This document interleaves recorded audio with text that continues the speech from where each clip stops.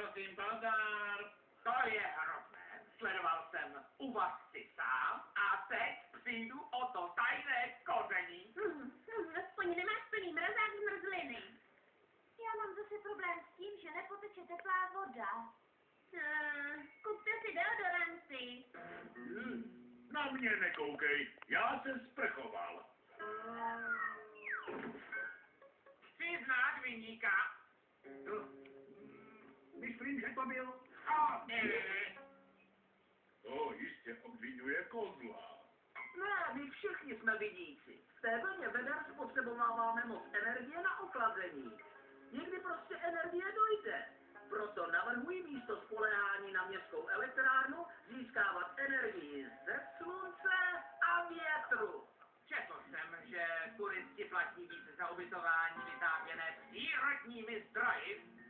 Vytvoříme si svou